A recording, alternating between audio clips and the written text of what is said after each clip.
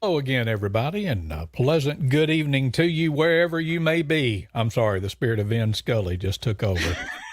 Welcome to Champion Brothers, ChampCast, Bubba's Big Broadcast, whatever you want to call it. Let's just talk some we're Southern gospel. okay. That's good. You always put everything in the simplest of terms, and that's one of the 8 kajillion things I love about you. So, Oh, man. Simple-minded people, I guess. yes, let's see if I can do this right. I'm not sure. Yeah, that's Neal, and Mm-hmm. I'm Chris. And that's Chris And over there. thank y'all for joining us once again. We're going to just kind of sit around and have a big time talking and playing music and all kind of good stuff like that. And love to hear from some of y'all if y'all want to join in and let us know that you're listening, or if you got any questions or comments or whatever. Full disclosure, the chicken truck comes to Fayette now. We're not big enough to have one of our own, but the food truck from Chick-fil-A Coleman comes in, and I'm just now getting around to starting to eat a little supper. So if y'all see me gnawing on my chicken nuggets, that's what I'm doing. So just go ahead and get that out of the way before somebody says something about it. Oh, boy. But headline is one of the things that we started this for, was to tell you about a big event that's coming up a week from this Saturday. It'll be March 19th at 7 o'clock at the Fayette Civic Center in Fayette, Alabama. The group that I sing with, Faithful Friends, and the group that Neal sings with, Chosen Witness, are welcoming the Dixie Echoes to Fayette. And that's the main reason that we decided to start doing this, was to encourage as many people as can to come and to enjoy the night of good gospel singing, right? That's exactly right. Yeah, I'm excited to have the Dixie Echoes come into Fayette, the Fayette area, and it just don't get any better than them when it comes to four-part harmony and Southern gospel Fact. music. And so, yeah, I'm going to be just an eager fan that night to get to hear them and be a part of their ministry that they're going to share. So last week, we kind of just started our story of how we got involved in gospel music, and on our earliest beginnings at Probst Memorial United Methodist Church in Millport, Alabama, up through joining the Columbians, and then started the Bama Boys. And I can't remember exactly where we left off last week, but you're the memory portion of this deal. So Yeah, where we did got we in. leave off? We got into where we had started the Bama Boys, but you mentioned in some of that earlier time about the Bryant brothers and Yes. what an influence they were on us. And yeah, you mentioned what an honor it was when they actually asked you and I to play with them at some singings that we did together. It's like, man, we thought we'd made it. We were playing with the Bryant brothers, and yeah, I wanted us to play at least one, maybe two Bryant brothers songs tonight. Just thinking about them and the ministry they had, Mr. Floyd, Pat, Irby, and Mr. Ray Robertson singing bass, and Burnett Skelton playing the piano. And on this recording, they had some others playing the bass and drums on their album they made. That one album that they did straight through, one cut per song, no retakes. I mean, it was incredible. There it is. That's We're it right covering there. ourselves up, but that's fine. But that's Yeah.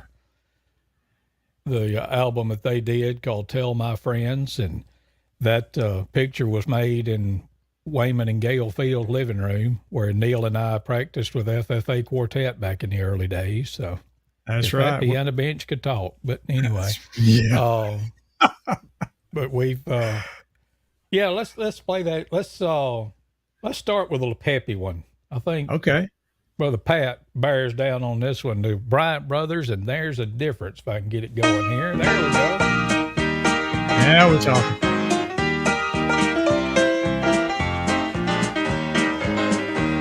Some people go to church most every Sunday morning, for they believe there is a God above.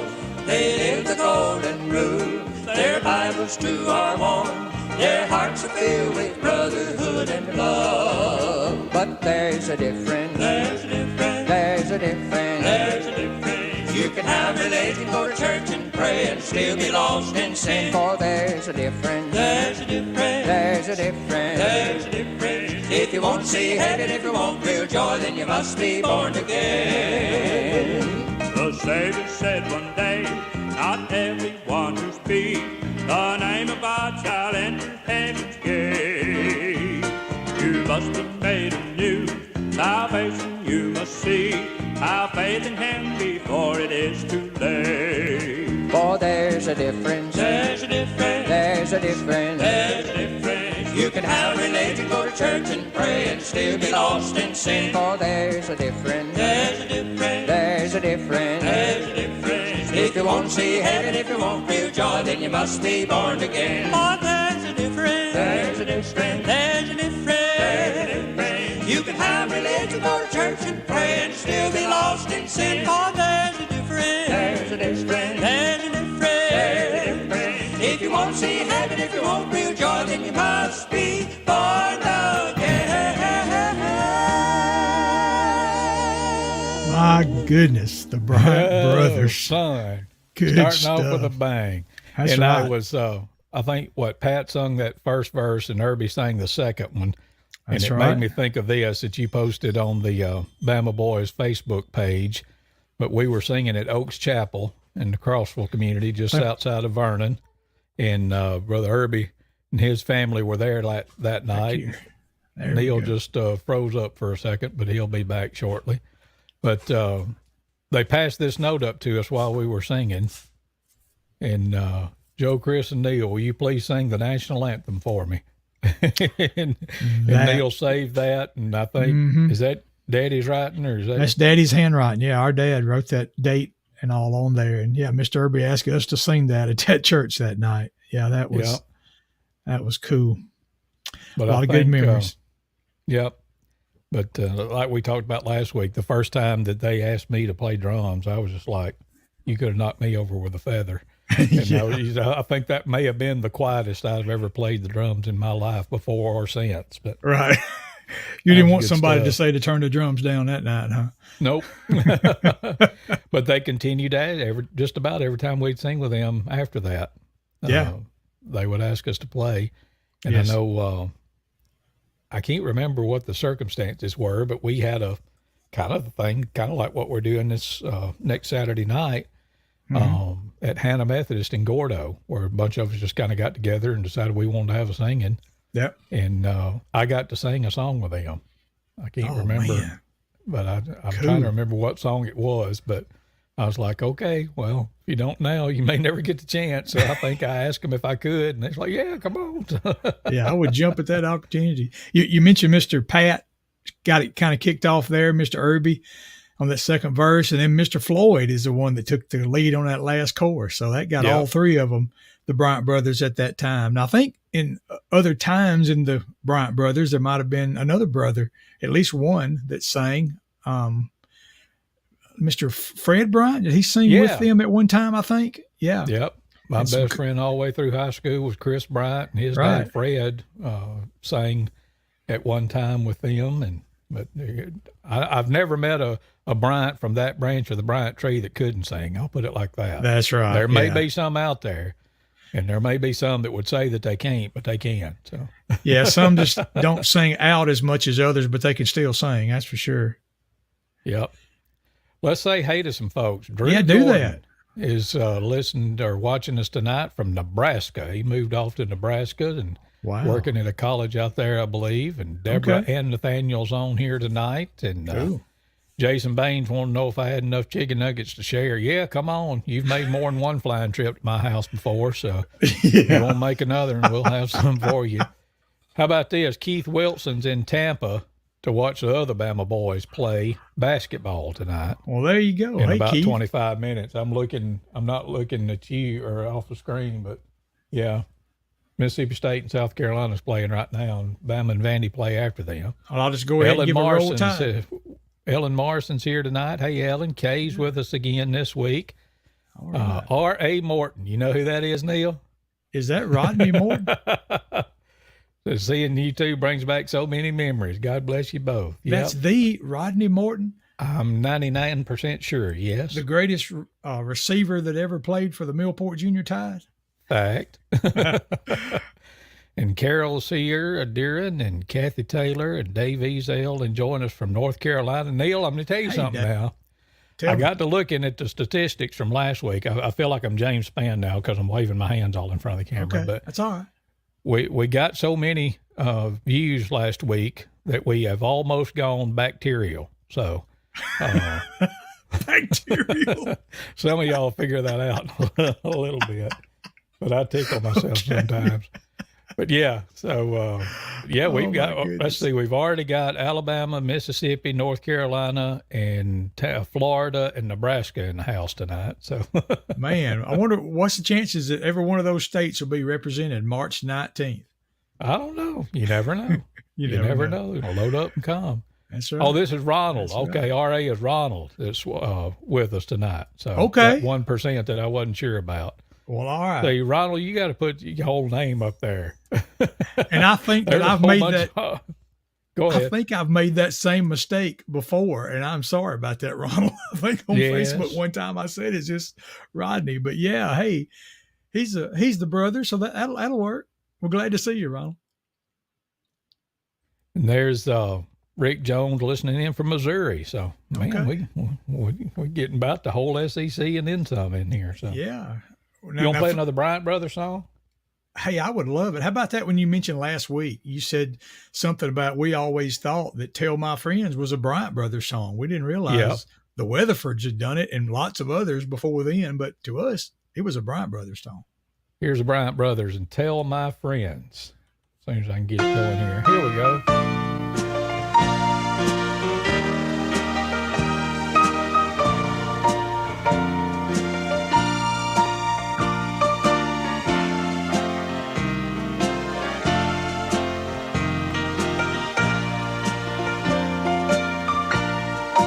If you have to cross chilly Jordan,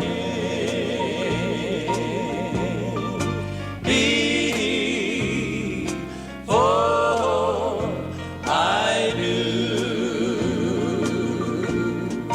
tell my friends on the other side of Jordan that I will be there soon.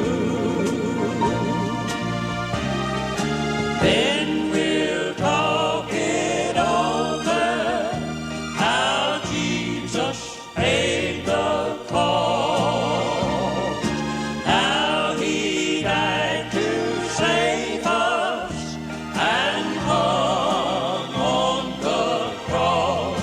Tell my darling mother how I miss her. Tell my daddy too. Tell them both just to wait by the river, that I will be there soon. Tell my darling mother how I miss her, and tell my daddy too. Tell them both just to wait by the river, that I will be there soon. Then we'll talk it over, how Jesus paid the cost.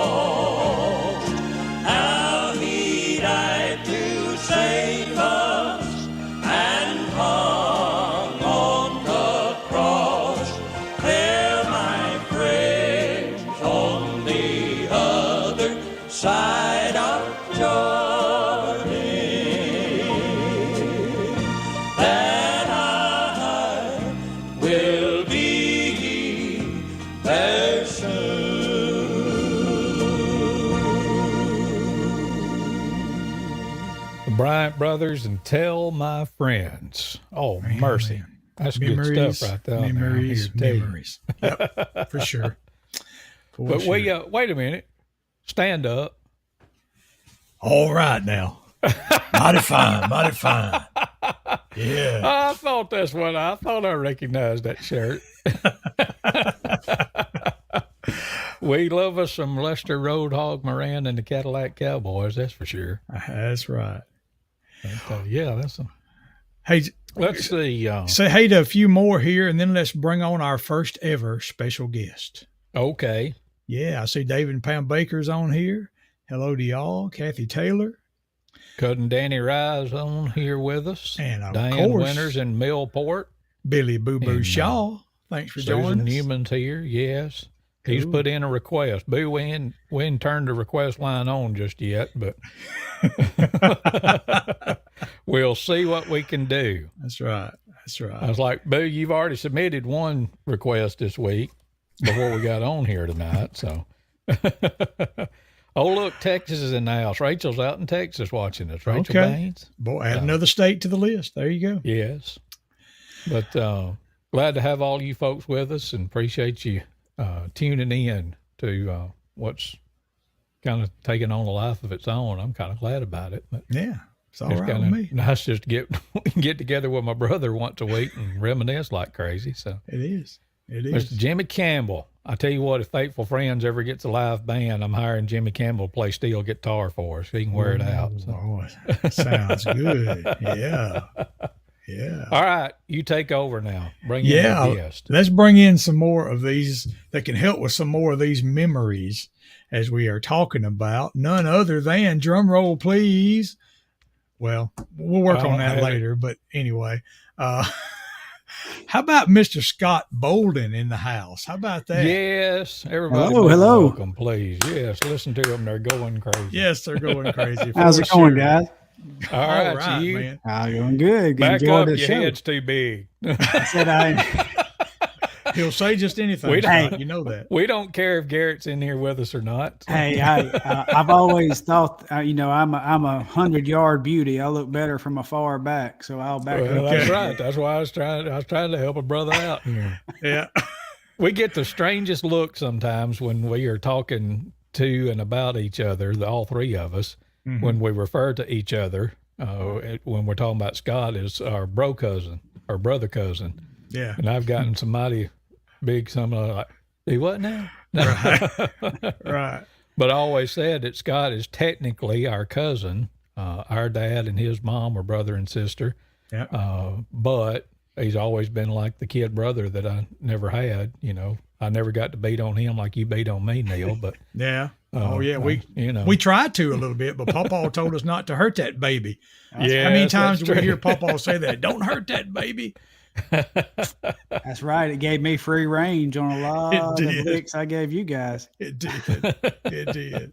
Well, Scott was around. Before I start telling too much stuff that we ought not be telling. Scott was around doing a lot of those Southern gospel memories we was talking about last week. I mean, even the Colombian times, he was I would say definitely in the toddler classification around that time, but he was around when the Colombians were going even. Yeah, I think I was around 3 or 4 when you guys got started with them. And I was listening last week and just it took me way back. And, one of my fondest things to do as a kid was when we came down to Mama and Papa's to stay and I would be allowed to go with you guys on that old bus that y'all took off. Because I was sitting there thinking, I was telling you guys off air, I think I remember every now and then, didn't y'all have to beat the starter with the aluminum bat or something to get that thing to crank up or something? There was a bat that was part of the maintenance and ongoing use of that bus. Yes. Yeah. And security before car alarms or bus alarms was a thing too. Right. That's right. But yeah, that's some of my fondest memories was jumping on that bus. I thought that was big stuff. Yeah. And then of course you were around for as the Bama Boys formed, and I can remember you being at Bama Boys singings. Oh yeah. But then eventually it worked into, hey, you were a Bama boy. You jumped right in there. You remember that night that you were first, I guess, added in? Yeah.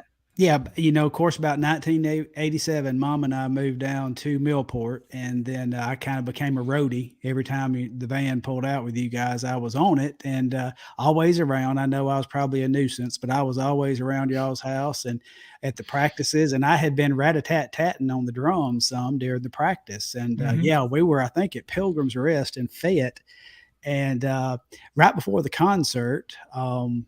There was an accident. The drummer that was in place actually tripped over a trailer hitch, I believe, or a trailer hookup, and when he stood up, his arm was bent at about a right angle. He had broken or dislocated his arm, and Uncle Jake. And now That I was know a lot Jimmy of people, Thomas if you're scoring at home, by the way. yeah, Jimmy, and yeah, and Uncle Jake. I call him Uncle Jake. Now people know him as Joe or JC, but he was Uncle Jake to me. He looked at me and just basically pointed and said, "Play drums tonight." And the life went out of me at that point in time, because I first of all, I was a bashful kid and scared of my own shadow and barely could make a sound on them. But I just had to say, "Yes, sir." There was no argument. So I said, "Yes, sir," sat up there, and here we went. And Yep. Scott, you shouldn't have told me that you hated this picture, because you knew I was going to show it. But this was I don't know how early on, but this was Whew. in Oh, sometime. yeah. And I'm thinking, just by the little signs in the background, was that at the Tennessee Valley Jamboree I in believe so. Lawrenceburg? I think it was Lawrenceburg, Yeah. Tennessee. Yeah. Yeah, this picture, first of all, it shows a lot of face. I got a billboard face. But anyway, yeah, this was my wife Janice refers to this haircut affectionately as the butt cut, because it was parted Easy down now. the middle. Come on now. Oh, here. And hairspray tied down. behavior. So anyway, yeah, that's not my favorite snapshot of me, but hey, we were having a lot of fun. You can tell. But then we had this one too. there so. you go. You like that one better? You're covering up part of that cut there. Yeah, that's good stuff. Good stuff. Them words the days for Oh, sure. yeah. Then Scott eventually then moved into a vocals role. He sang for quite a time. I don't remember just how many months or years that you were actually singing every weekend, but I know there was a good time there. That you I was were. on the van from about 87, and then drums came into play somewhere around 88. Started singing, I think, somewhere in the 89 to 90 range, and I was in place to, I think, 91, so somewhere Okay. on there. Yeah. But yeah, Yeah. that's definitely some of my fondest memories.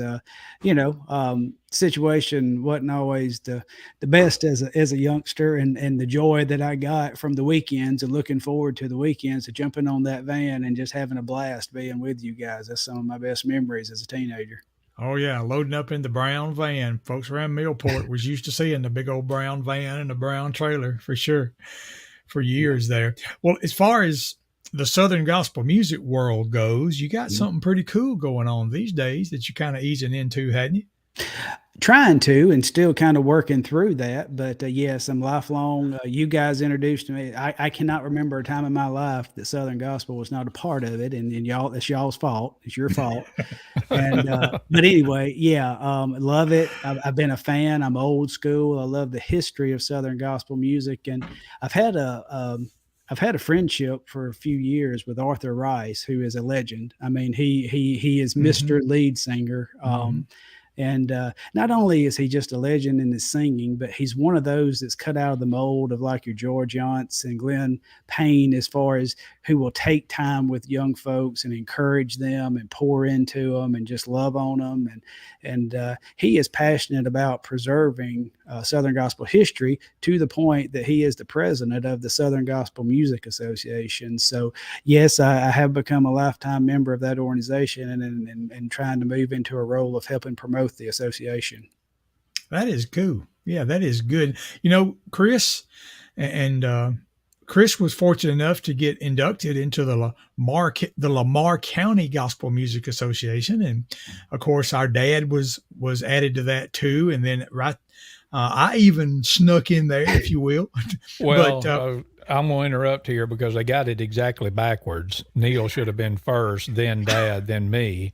I'm Well, not sure what, I'm not well, going we won't get talk too about much, when but- then. But anyway, but what you're talking about working with, Scott, I mean, that's the national Yes. gospel music Yes. association that hosts the Hall of Fame, right? Yes, in 1994, the Southern Gospel Music Association was formed, and its sole purpose was formed to create a Hall of Fame, so to speak. So in 1999, that Hall of Fame was opened.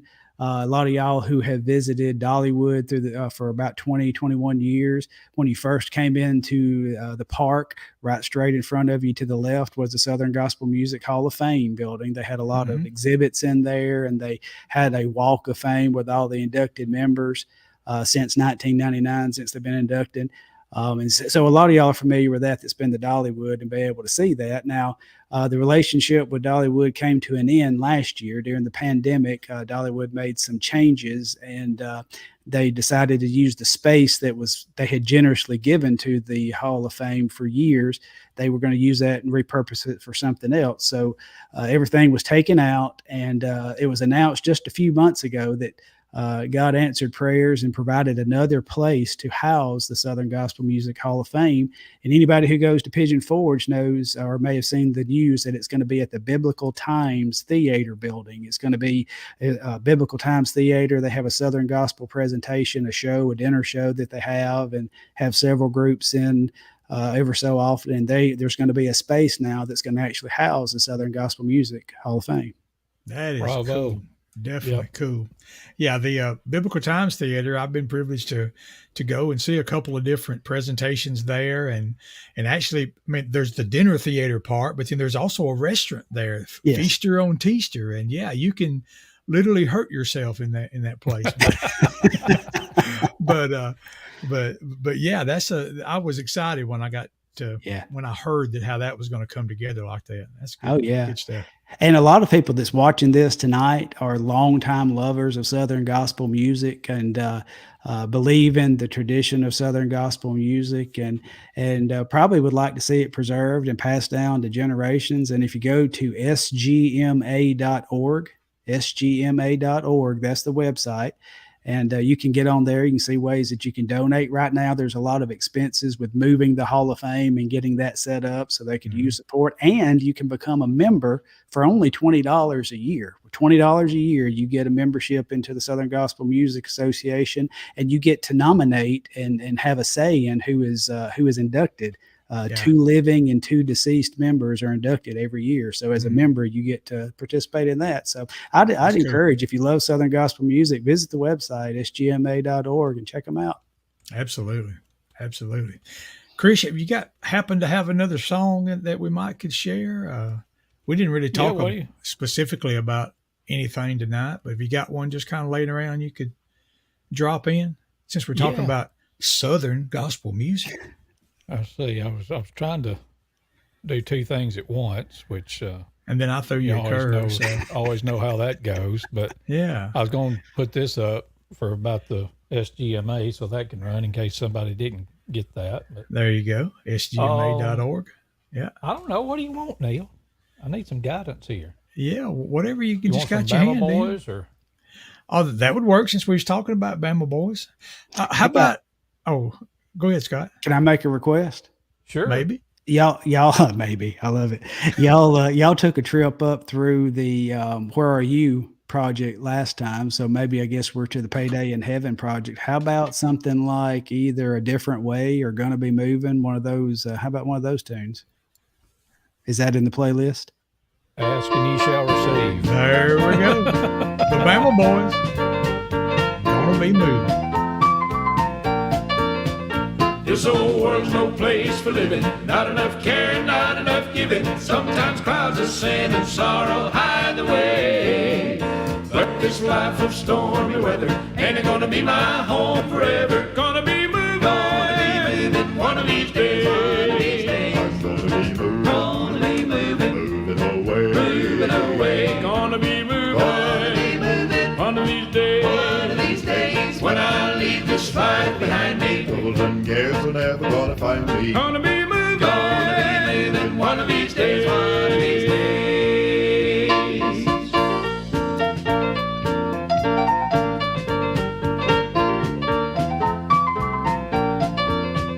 There won't be no time for crying, no more sickness, toil, and dying. Joy awaits me in that mansion far away. all of my labor. The Lord's gonna be my next door neighbor. Gonna be moving one of these days. Gonna be moving, Moving away. moving away. Gonna be moving one of these One of these days when I leave this life behind me. Troubles and cares are never gonna Bear find down. me. Gonna be Moving one of these days, one of these days. I'm gonna be moving, Gonna be moving, moving away. moving away. Gonna be moving Gonna be moving one of these days. one of these days when I leave this life behind me. Troubles and cares are never gonna find me. Gonna be moving One of these days when I leave this life behind me. Troubles and cares are never gonna find me. Gonna be moving one of these days.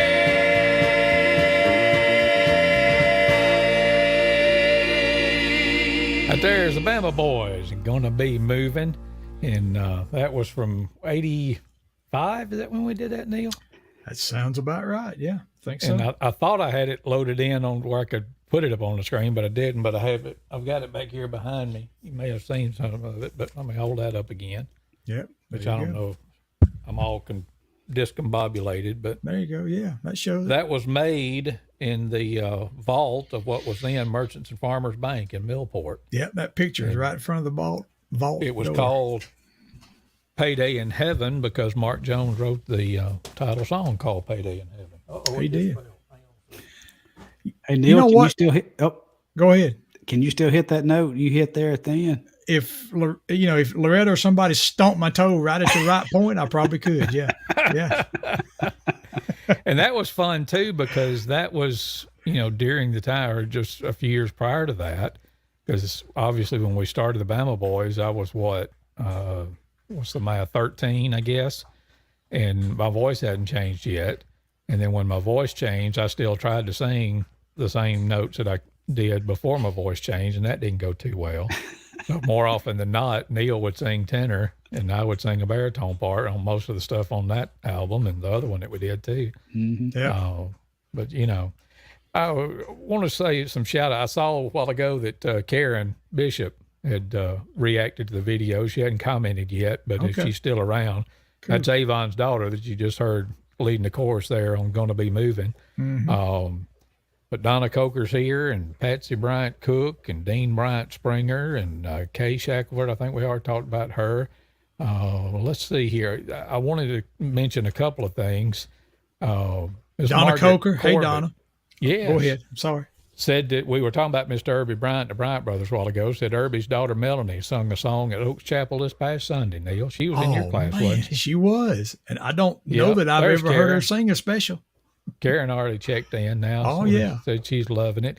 Now, Scott pointed this out to me, and right after I saw it, and Miss Ellen Morrison asked this question. She says it's probably dumb. No, there's no such thing as dumb question. What's the difference in Southern gospel music? Well, we could probably be here till this time next week and still not completely answer it. It's one of those, what is it? Is it objective or subjective when it's, Scott, help me out. You're the smart one of the bunch. When it Subjective. comes to language. Okay. Yeah. But it's Southern gospel music is different things to different folks. Right. I started doing this deal a little over a month ago called Real Southern Gospel Music. And to me, Real Southern Gospel Music primarily is four guys and a piano, just what we would call traditional quartet music, like you're going to hear from the Dixie Echoes next Saturday night. But it's different to everybody. I mean, the McCameys are considered Southern Gospel. The Hoppers, just the whole, but, at the end of the day, it's music that presents the gospel in a non-rock and roll contemporary way, I guess is the best way I know how to put it. And it's Although more about, there are some that's under that Southern Gospel label now that are going in that direction, and that's fine. I don't care what it is. As long as you present Jesus to people, and if they respond to it, then mission accomplished as far as I'm concerned. But absolutely. all right, soapbox mugs off. Y'all go now. Now, I was just going to say that, to me, it's more about the vocal harmonies than the music part of it. to me, when I think of Southern gospel, it's like it lets the vocal harmony shine. Now, yeah, somebody can sing a solo and it be a Southern gospel song, but in general, I think of the harmonies when I think of Southern gospel. Oh yeah, and Yeah. you think because the history of Southern gospel, it began as a outlet to sell songbooks. You know, the old Shape Nook songbooks that Yep. the companies put together the quartets and sent them on the road to actually sing the songs and perform the songs to sell songbooks. And I don't know if so- y'all saw it or not, but there was a documentary that was put out, and I saw it on one of the Southern Gospel Facebook groups. Liz Autry had put a link to it, but it's the guy, a guy in Texas bought the building where the Stamps Baxter Music Company was. Oh, wow. And had redone the building, and they talked about all that history of that building. And then they had, you know, like the dedication after he had gotten it finished, and had a lot of the Big John Hall and one of the Gatlin brothers, I think it was Steve, I think maybe. But they had a lot of singing the Shape Note songs and all that kind of thing. But I may try to share that link if I can dig it up a little bit later. But it is fascinating to watch that and hear some of that kind of history. But yeah, you're right. That's how what we know now as Southern Gospel got started back in the 1920s. And talking about the different, you know, the different range. And not many groups pull that out, but, you know, I was thinking when we're talking about the Shape Notes and like the Mylan Hayes family, you know, a portion of their concert, and those are youngins, Bailey and Connor and the low 20s, and Kennedy is about 18 years old. And Mylan has taught them the Shape Notes that he learned, and they actually sing the do, re, mi's, you know, and sing those Shape Notes. That's pretty awesome. For sure. So, Definitely. Miss Ellen, that was probably a whole lot longer answer than you wanted. But if we were to ask everybody that's on here tonight, what's your definition of Southern Gospel, we'd get ever how many different people's on here definition of it. So it's different for different folks, I reckon. So. Yeah, one more thing before we bring in, let's just go for it. Let's just bring in a second special guest, you know. But before we do that, I just wanted to say about Karen. You mentioned Karen Bishop being on here. And we talked last week about during the days of the Columbians, which her dad sang bass when our dad sang baritone, and Mr. Ken Cook, Don Shepard, part of that quartet. And they got to letting us sing, Chris, we talked about as the junior Columbians. And Karen played for us when we sung. And then also, I think it was Karen and Ray, Ken's son, and myself, I know sang at least one I can remember as a trio. And anyway, but Karen was a part of that junior Columbians, both singing and playing back in that day. Indeed. Good memories there. All right. I see that he's in the room. I'm going to encourage him, if he's listening in, to turn his camera on so we can see his lovely mug. But do we want to? No, but you know, we're trying to be nice about it. And now it says device is not connected. So, Rand, if you can do whatever you did Sunday night when we was testing it out and see, but we'll give it just a minute or two here. But yeah, he'll be amongst us in a minute, and then we'll tell who it is. Yeah. You know, kind of if I can, but Karen talked about the juniors. Yep, you remember that too. So. If I can have just a second, I got a text message here, and I'll say this. And about the, you know, Southern gospel music runs deep in our background. You know, my understanding is our great grandfather Bobbitt actually taught singing schools in the area, you know, through the years, and it goes deep. And because you talked about cousin Danny, he was talking about the singing together at Aunt Shirley's funeral recently, and you know it's just ingrained in our family, and it's a piece. So I was going to give him a shout out because he says he's thoroughly enjoyed singing with you guys. He said that was on his bucket list, and I've never been on a bucket list before. That's pretty special, actually. Yeah. We Deborah chimed back in, which I'm not sure if it was her or Nathaniel asked a question a while ago. And I hate to tell you, if you want Jeopardy, that comes on at 6:30, I believe, or something like that, or maybe it's 3:30 in the afternoon. But they asked this: what was the first GMA Dove Award Song of the Year that was also cut on 3 or more albums of the Dixie Echoes? Somebody's been digging for some trivia. Yeah. Here's an answer: Oh, no. There you go. Can't say that I y'all? know either.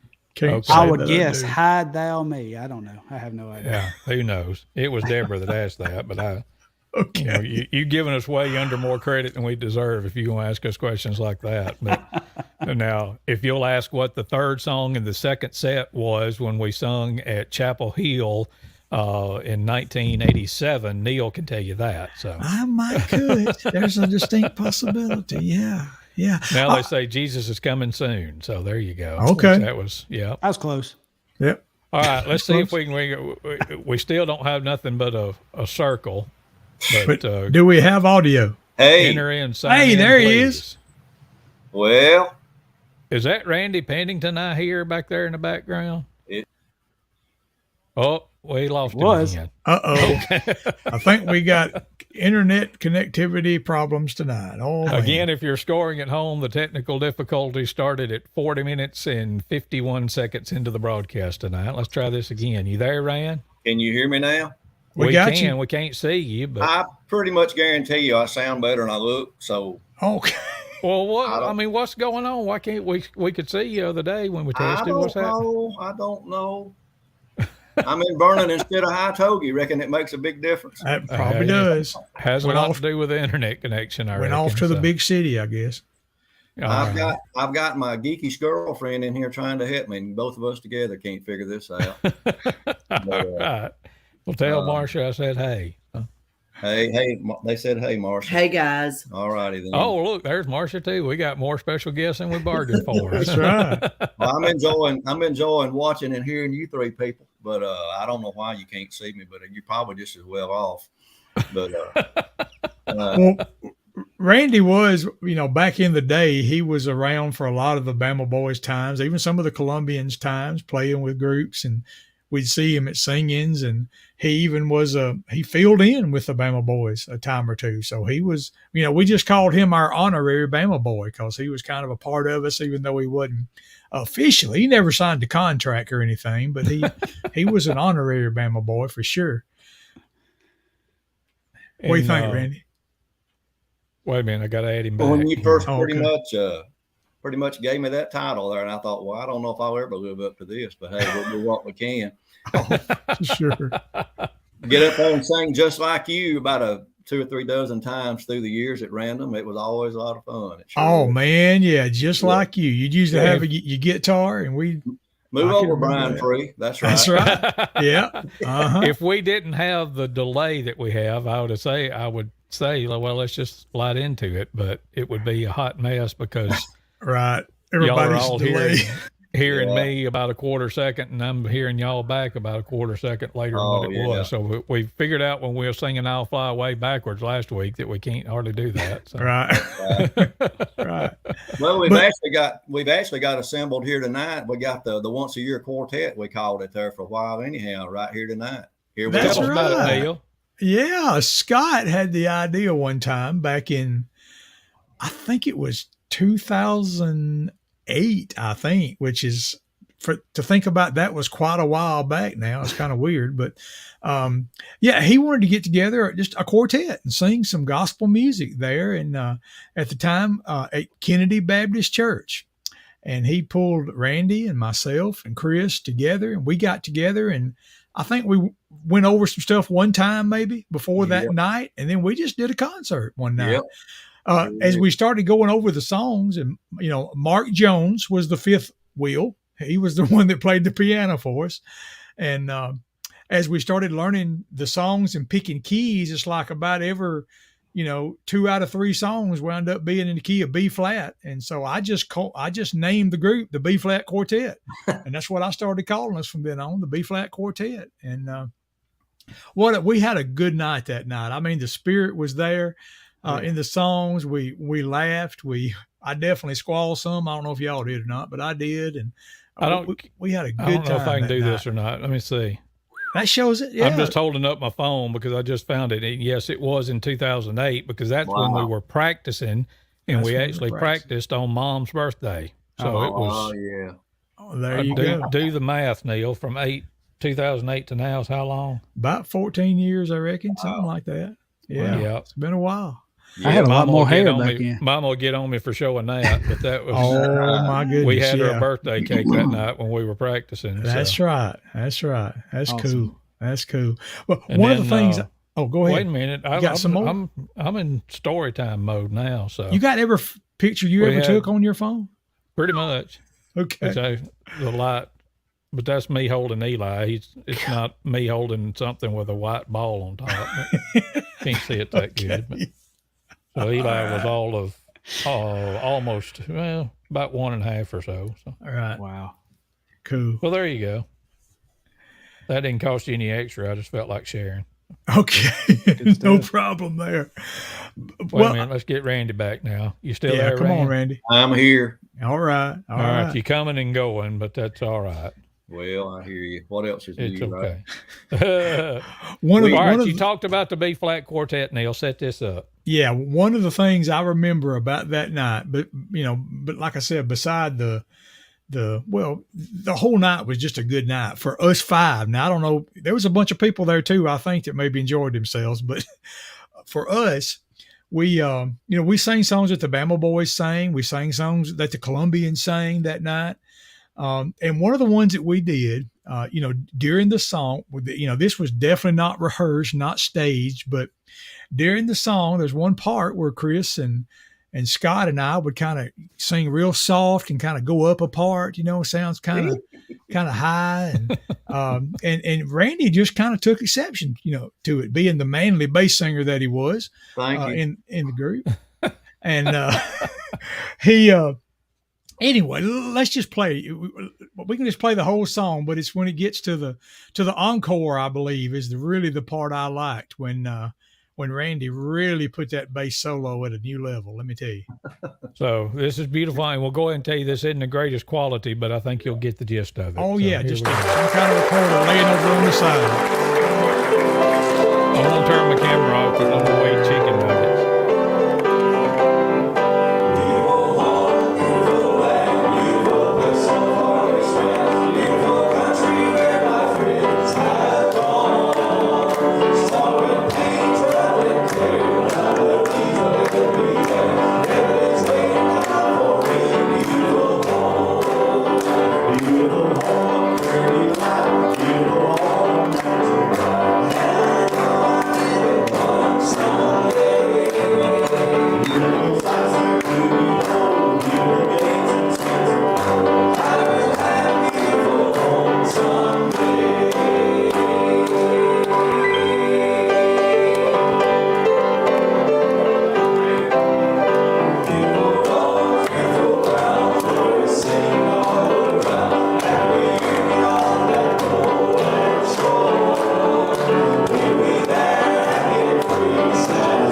Hey Randy.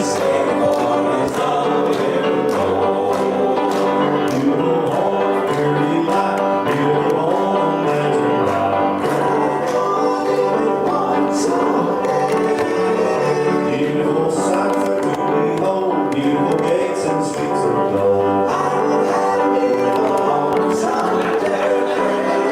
Beautiful home, pure delight. Burn out, Beautiful Paul. home, imagine bright.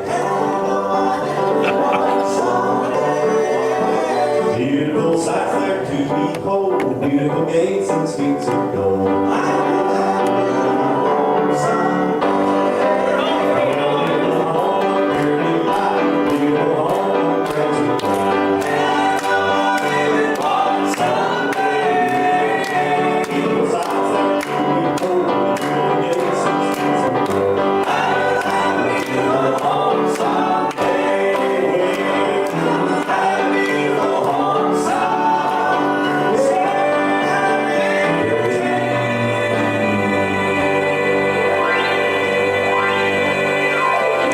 And on this encore, Randy had about had enough of that high stuff now. So I'll tell you. But wait, there's more.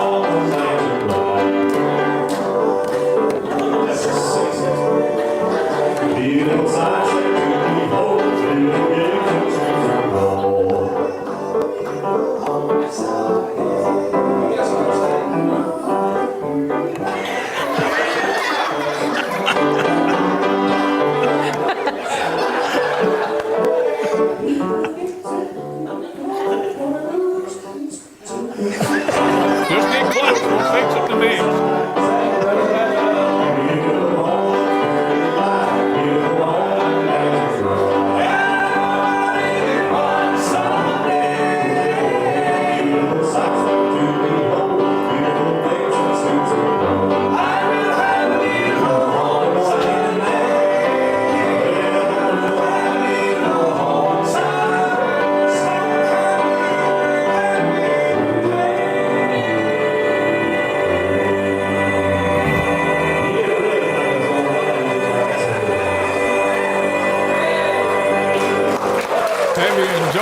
B-flat quartet tonight here in Kennedy, Alabama. I did if nobody else did. Every time I hear that. Oh, my goodness. And you was talking to Mr. Max Turner there at the very end, I think, on that last bass slide. Do you remember what you said? No, At the he end there? was pointing at me like, really take it on down another notch. Like, Right. I still cut hair for a living, dude. This ain't Tim Riley up here. Yeah, he said, you didn't really think I was going to go all the way down, did you, Yeah, I Max? started down there like, yeah, really. Yeah. Oh, good Still waiting on my stuff. voice to change again. Yeah, are you? Okay. Yeah.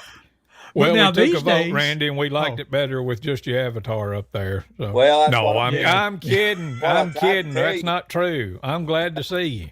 Well, thank you. I finally got my iPhone cranked up. If I couldn't get my laptop, I'll get something working. All Thanks, right. Marsha. All right. I'm Good glad. deal. Marsha helped me again. What else is new? All right. Now, if you want to be Good like deal. the rest of us, which you rarely do, which is one of the things that I love about you, is that you don't run with the crowd. But if you'll turn your phone sideways, you'll be in the whole screen. He'll be black barless. That Yeah, big? see, the black bars are gone now. Yeah. Now we can count the hairs in your nose because we're looking up at you. But You heard it I'm here, just, folks. You I'm heard just it here to have a good time. No. I'm hear just you. moving. I'm a little hear more you. mobile than you fellas are. I'm standing here with my phone in my hand now. You are. I'm just kind of. Well, sit down. Get No, I'm somewhere, sitting sit down. I'm sitting Oh, down. okay. Well, you said you were standing there. I took you literally. Well, anyhow, I'm good. Well, here's So- the rest of the Randy. No, go ahead. You was fixing to say something, Neal. Go ahead. No, I was going to say it. Randy's doing these days. He's doing some singing right close to you, ain't he? Yes, on the other end of me. And on Yeah. the- Wait a minute, that didn't come out Yeah, like I meant I for it don't to. think it like you wanted it. No. Yeah, well, you know what I mean. When quartet Right. stands in line, I'm on one end and Randy's on the other. Yes. But yeah, Randy's been my barber for a whole long time. I mean, I went away for 10 years. And then when they released me from the federal penitentiary in Nashville, that's not how that went. No, don't think That's so. what it sounded like when I said I went away for 10 years. Mhm. But you did before that. And then after I moved back, he's been my barber since 2002, and we've gotten to see each other. I remember several years ago, we went to a bluegrass gospel concert over in Fulton, Mississippi. And, Yes, sir. and I was always trying to poke and prod Randy into doing some singing with us. And we started Faithful Friends as a trio with Ken Cook and Johnny Duran and me. And after we had sung for, about a year or so, I finally talked Randy into it, and he started singing bass with us. And not long after that, we recorded a CD. Now, for you younger folks, that was a digital music disc that some people used to have players that they put it in. I mean, Yep. did you ever think you'd see the day we had to explain what a CD and not explain what a record was? No. Because vinyl's made the Coming big, back. strong comeback. And Yep. I saw a thing the other day. It said that actually vinyl outsold CDs for the first time in a long time last year. Wow. So Goodness anyway, gracious. but we made a recording, and Randy's on it. And so he'll be with us next Saturday night in Fayette, Alabama at the Fayette Civic Center when we welcome the Dixie Echoes to town. Yes, sir. That's right. I think So we need to Randy, hear. do you want- I was Oh, going to say, what? I think we need to hear some of that Faithful Friends CD right now. Because Well. Ken Cook, who was with the Colombians that we talked about, is part of it. Johnny Duran, who actually sang with us in Chosen Witness for about 8 years, part of it. And, of course, you and Randy. So why don't you just spin us one off that CD? Well, if you're going to twist my arm, but it's with the caveat that we're going to play a Chosen Witness off of y'all's latest one here in a little bit. Mm. Well, you hear, Randy, we might as well feature you. Oh, There you go. Here we go. Faithful Friends, I can tell you now the time. Get after it, Rand. I remember the time when in darkness I wandered farther from home. On the mountain of sin, I had traveled so long, like the prodigal son, all my goods I had squandered. Sadly I roamed, but the Savior came in, and he gave me a song. I can tell you now the time. I can tell you the time. I can take you to the place. I can show you the place where the Lord saved me. Where the Lord saved me by His wonderful grace. By His wonderful grace. But I cannot tell you how. For I know not the how. And I cannot tell you. And I know not the why. But you tell me all about it. He will tell me all about it in the by and by.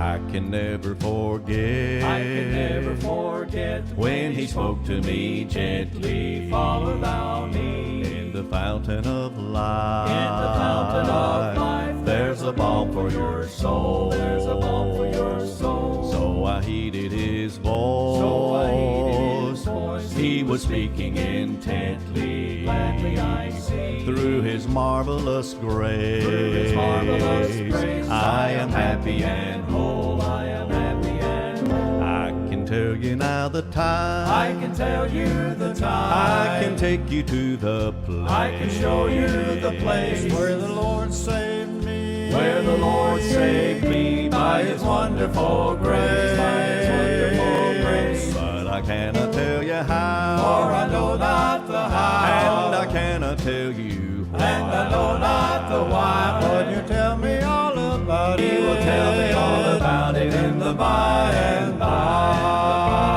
Well, I can tell you now the time. I can tell you the time. I can take you to that place. I can show you the place where the Lord saved me. Where the Lord saved me by His wonderful grace. By His wonderful grace. But I cannot tell you how. For I know not the how. And I cannot tell you why. And I know not the why.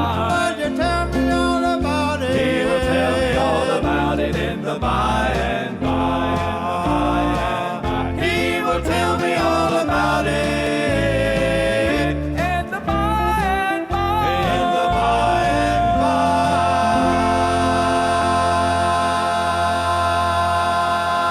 by. A little group called Faithful Friends, and I can tell you now the time. That's good singing, Rand. Hey, that's my favorite song right there.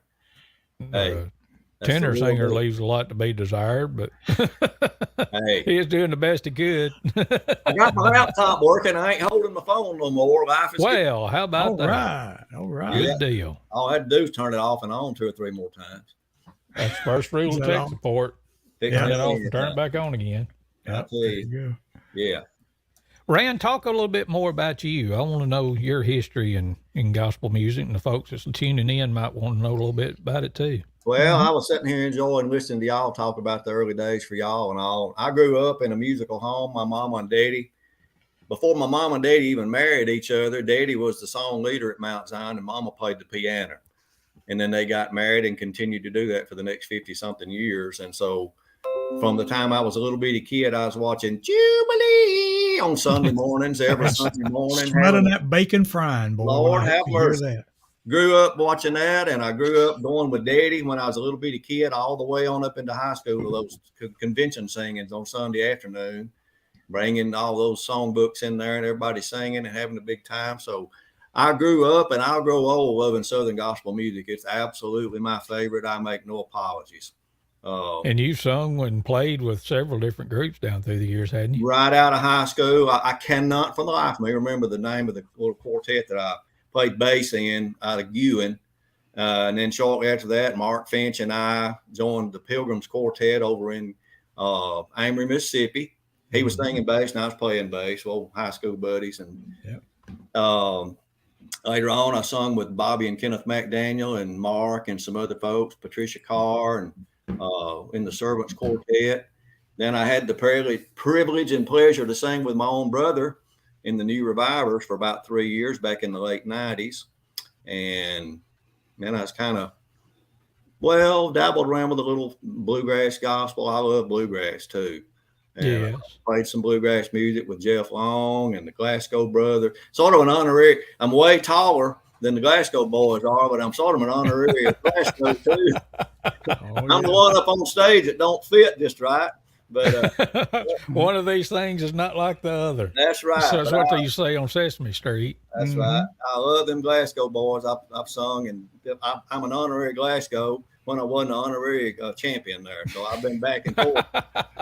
I'd about have to do this right here on Southern Gospel and Bluegrass Gospel. I love them both, but it's just called I'm a hobby musician, like picking and doing all that. But Southern Gospel is still my first love, and always will be. I mean, I'm talking about tried and proven Southern Gospel.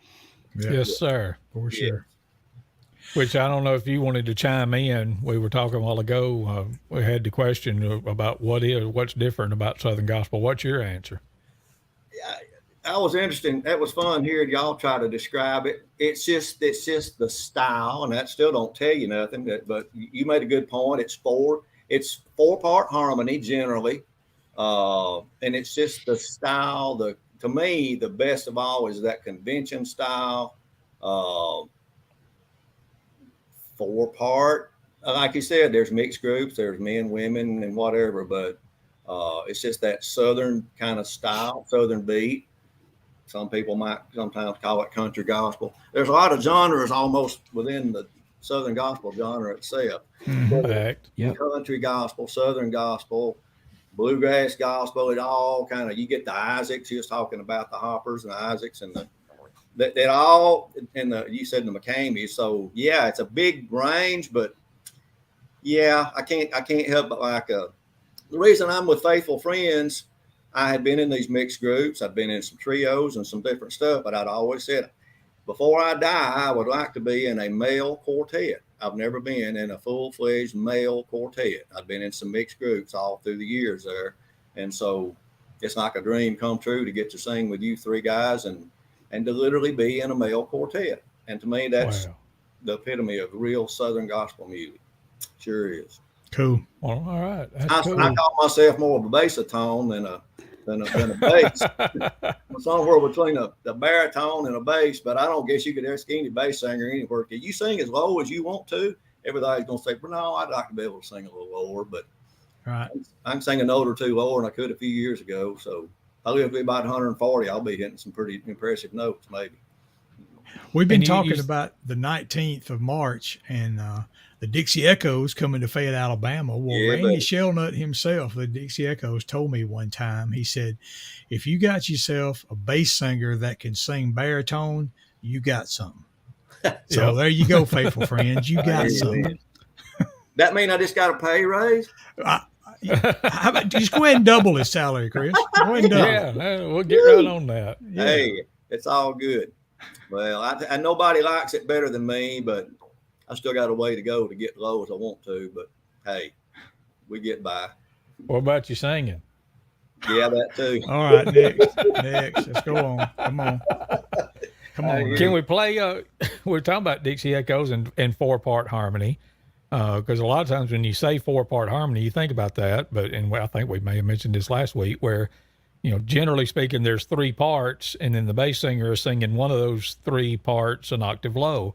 Mm-hmm. But the Dixie Echoes are doing a good job of singing some true 4-part harmony. And I was trying to think, yes, and they've been doing that. Scoot and I were talking a couple of weeks ago. Since the early 2000s is when they started, doing the 2 mics and the traditional quartet stuff. But let me see. This one's got some pretty good 6s in it, as Randy would talk about. Okay. Is it all right if I just play this right now, Neal? Roll. We all defer to you. Am I in charge of executive this. Producer director? Yes, you ain't the oldest one here, but you're the one in charge. So then play it. Let's play. I just can't hardly wait, because I just can't hardly wait for them to get here a week from Saturday. So that's right. Here's the Dixie Echoes. I'm telling you, it seems that I just can't hardly wait.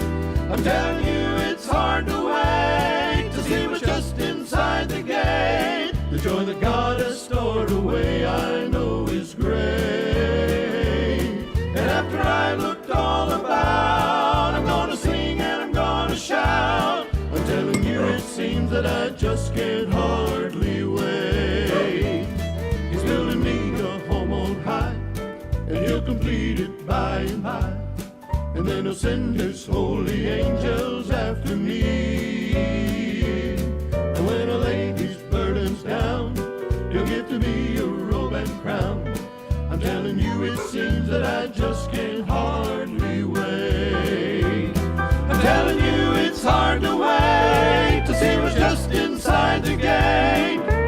God has stored away, I know it's rain. And after I looked all about, I'm gonna sing and I'm gonna shout. I'm telling you, it seems that I just can't hardly wait.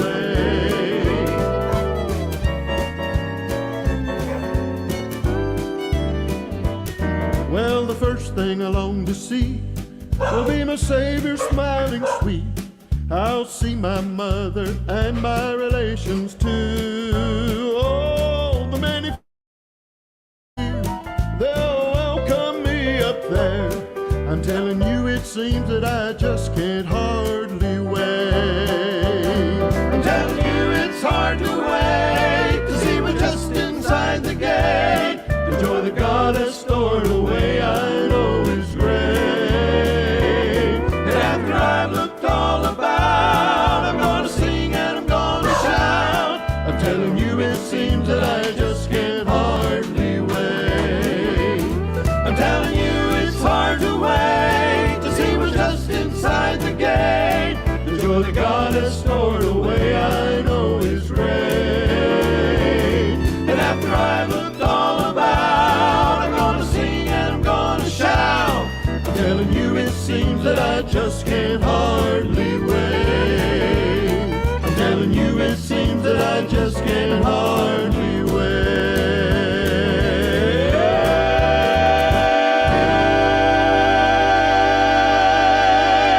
Dixie Echoes and a Just Can't Hardly Wait. I think that's a mighty appropriate song to play because we just all can't hardly wait until they get here a week from Saturday, March 19th at 7 o'clock at the Fayette Civic Center in Fayette, Alabama. Y'all know I was resisting the urge to say, I'm not raising dogs in my house. Could y'all hear the dogs barking during that song? Yeah. Okay, well, Yes. you know, it happens. and to tell the quick story behind that, back in the, whoever whispered that, but the Solid Gospel days when I was up there, and John Campbell, who was my best friend for a long time, and he left us in 2009, but every time we would play the Steels, what was it? We Want America Back. Mm-hmm. And they had a line in that song that Jeff would say, I'm not raising dogs in my house, I'm raising children. Well, John and I thought it was pretty cool to turn the microphone on and start barking like chihuahuas. We may or may not have gotten into a little trouble over that. But I think the statute of limitations has ended. So. Oh, boy. So anyway, sorry, that was the Dixie Echoes with special guest Dougie Champion. So that's all right. I had a story come across my mind. This is just more totally changing gears, going a new direction, but thinking back to the Bama Boys days. Yeah. And, you know, one of my fondest memories was the late nights that when we would get back to our house after singings, and what would Mama have ready for us? She'd have a breakfast spread ready for us. Them late night breakfasts, you know, health stuff, you know, totally unhealthy. Yeah, all that. But man, was that some good eating when Mama would have them breakfast spread and have them piles of biscuits there.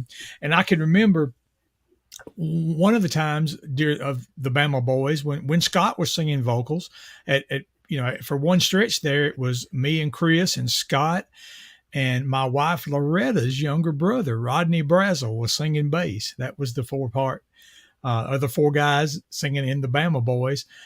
But, you know, before Rodney got up to the point of actually singing in the Bama Boys, I can remember a time when he came, Chris, to a concert at, there's Rodney. Yeah, on the far left as you look at that picture. More on that in a minute, but go ahead. Yeah. But yeah, years before that, he and his mom and dad came, and Mark's cousin Loretta, that used to come to singings a lot, and her little brother came to Pleasant Grove there at Millport to a Bama Boys singing one Saturday night. And Daddy told Rodney after the singing that night, I think maybe Rodney and his daddy was telling our dad about Rodney had sang at their church, and Daddy told him, said, if you'll, said, I'll tell you what, Rodney, said, if you'll, next time you come to singing, if you'll wear a coat and a tie, I'll get you up here to sing. And I mean, boy, Rodney took it to heart. Let me tell you, the next Bama boy singing that close by, he was there. He was in a coat and tie, and Daddy got him up there to sing. And he has always remembered that. But one of the things Daddy said about him when he got him up there to sing is, Rodney, one night I can remember after singing and y'all came by the house, and how many biscuits was that you and me eat? I believe it was 37 biscuits. Just me and Rodney ate that night after that singing. Mercy. I wouldn't doubt it. Wouldn't doubt it for a minute.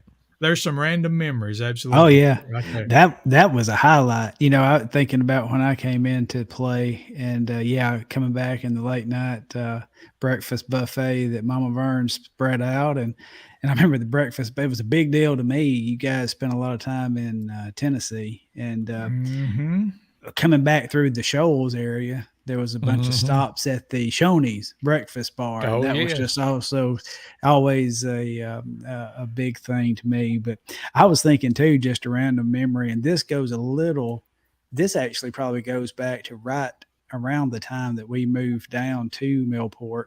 But maybe some of those times when a lot of times Neal would pick me up, or I would go to our Aunt Mott's house and get with Neal and come down to Millport for the weekend and spend the weekend. And I remember that all of us would camp out after the singing in that one big bedroom, you know, on the bed and couches and all that. And some of the biggest belly laughs I've ever had in my life was in that house in that room, if y'all remember that. Oh, for sure. We get so tickled we couldn't even breathe over nothing. But boy, we would laugh and laugh and laugh. You mentioned the Shoney's. I'll tell you another one. Random thought. Another Bama boy that we haven't talked a lot about, but that traveled with us for several years, was Mr. Larry Turner, who is no longer with us. There's Larry right there in the middle, tall and proud, right there in the middle. He was another odd-sized. Easy now. What are you getting at, Neal? I cannot believe he was a big old boy. Back up. Glasgow brother. The name left me. He was kind of an odd-sized Glasgow brother, because he went with them a good bit too, because I think maybe some of them even worked with him. And you have them blind spots. Well, right there was a blind spot where Glasgow was supposed to be. It's anyway, all right. It's okay. But Larry did recitations. Yeah, he did recitations. We'll probably get into one on one of these sometime in the future. But there was one night we left the TVJ in Lawrenceburg, Tennessee, and we was going to be hunting us a Shoney's. Larry used to sit up in the front seat of the van by our dad that drove. And let me tell you, boy, I took for granted all that driving all them years. He drove all the way there, all the way home. And, you know, when I grew up and I had to do that late night driving, it's like, man, I appreciated Daddy a lot more. But anyway, Larry was up there. We was leaving, thinking about getting something to eat. You know, it was, I don't know. I don't remember what time. But anyway, Larry looked over at Joe and said, "Hey, Joe," said, "what time's that breakfast bar start?" Because Shoney's would usually start it late on a Saturday night. They'd switch over to a breakfast bar. And I think Daddy said something like, "I believe it's 10 o'clock, Larry." And he said, "Slow down." You know, like it was about a quarter till, you know, we was almost there. And I could see Larry today reaching over and said, "Slow down." Yeah. So that breakfast bar would be out there when we got there. So, you know, this ain't got anything to do with anything. But have y'all caught yourself trying to do the Brady Bunch thing? Like when Neal's talking, I try to look up like that, so I'm looking up at him. Or when Scott was talking, I don't think I can do that because it's all backwards. Or if I look, it's if I look that way, I'm looking at Randy. I can look down. That works. Okay. Yeah. You know, the food thing that and this sounds bad, but that is a big memory. You know, I was thinking, I was trying to reminisce, and I looked at a schedule. There's a lot of pictures. Y'all need to go to the Bama Boys Facebook page and follow that. There's a lot of pictures out there. And one picture is a picture of a schedule. And there was a stretch, and I was in the group at this time, or at least a roadie, but I think I was in the group actually. And I mean, there would be 4 and 5. I mean, I know I've gone on a weekend where there was a Friday night singing, a Saturday morning somewhere like a fair or something, a Saturday night singing, a Sunday morning at one church, and load up and go to another church on Sunday night. I mean, just 5 dates back to back. Right. And just thinking about how many churches, you know, there was a big run of homecomings where you had the all day singing And yeah, I said that right. All day singing and dinner on the ground. And Yeah. that was huge to me. I always loved to go and eat at the places, and that's just a fond memory. And some place, I can't remember which church. Can't remember if it was Antioch or where. There was one church. I remember it. Everybody brought pitchers of tea and poured it into one big old. That was Antioch Presbyterian, outside of Reform. And I thought that was the oddest thing. Yeah. I thought that was had the a big oddest old thing. dipper they dip it out of after they combined them all together. That's right. I remember that. Sure do. Yep. Well, you guys, I was just thinking, you brought up the decorations and the singings and all that stuff. As far as I know, and I've been to Mount Zion Baptist all my life for 63 years, I guess the Bama Boys has got the longest string of 4 Sunday in May's coming to Mount. 8 of them, as best I can remember. Y'all came 8 years in a row. The first time you came, I didn't really know y'all. I'd heard of the Bama Boys, and there's that little old red-headed, blonde-headed boy up there playing the drums, and everybody else standing around. And later on, I got to know these guys. Then I'd see y'all at the bowling alley every now and then. There's them 2 guys that sings in the Bama Boys.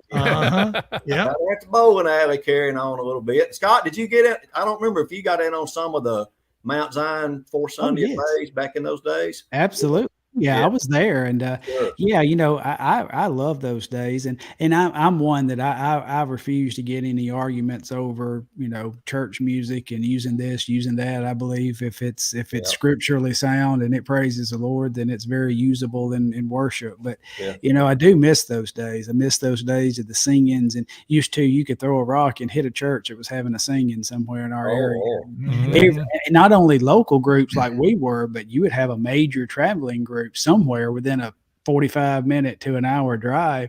Right. And I hear a lot of, through the years I've heard, why don't we have that anymore? And I don't know. I was thinking the other day about, I've heard Gerald Wolfe say many times that, share it, grow that, my love was grown from you guys, and it was intentionally put into me. And when we got in a vehicle, if I got in the car with Neal or Chris to go somewhere, there was Southern gospel music played. I remember the night that I heard harmony for the first time was riding in a Yeller Celica with Chris.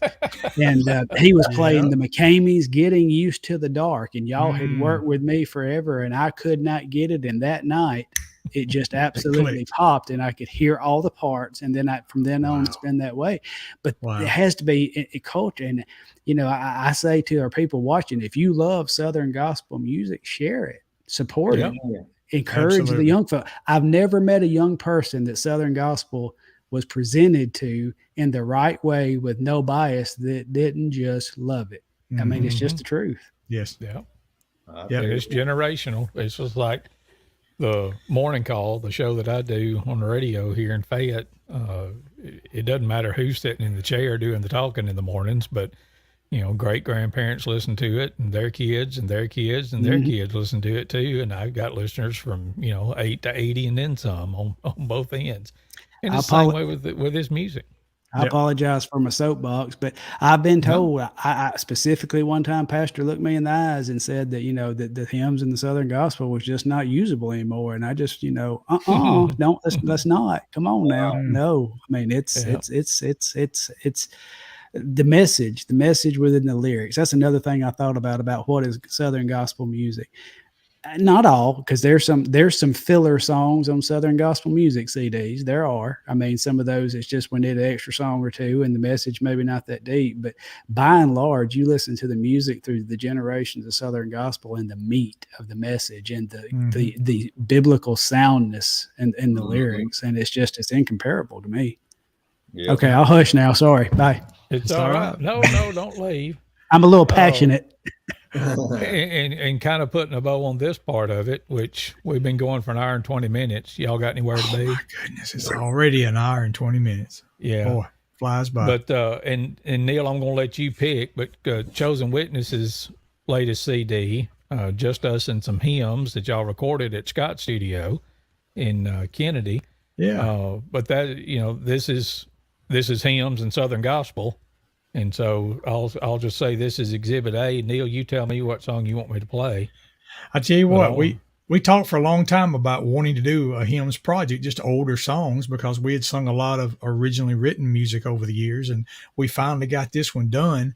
A lot of the songs were written back even the 1800s, and early 1900s. But let's play the youngest song on there, and that would be the song called "Somebody Loves Me," written in 1941, I believe, and that would be the youngest song on there. But to me, that's a good classic Southern gospel song. "Somebody Loves Me." Here it is from Chosen Witness.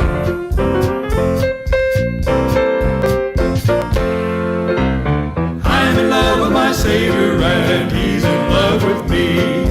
He's with me from day to day. What a friend is He. Watches over me while I sleep. Hears me when I pray. I'm as happy as I can be, and I now can say, somebody loves me, answers my prayer. I love somebody, I know He cares. Somebody tells me not to repine. That somebody is Jesus, and I know He's mine. You'll be happy if you will let Jesus have His way. He has work for us all to do every passing day. Feed the hungry and cheer the sad, for the sinner pray. You'll have joy that you never had, and you then can say, somebody loves me, answers my prayer. I love somebody, I know He cares. Somebody tells me not to repine. That somebody is Jesus, and I know He's mine.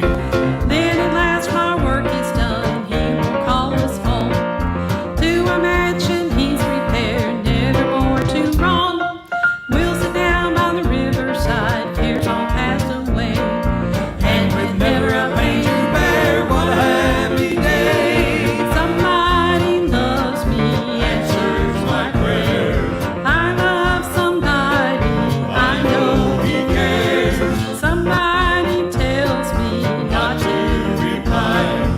That somebody is Jesus, and I know He's mine. That somebody is Jesus, and I know He's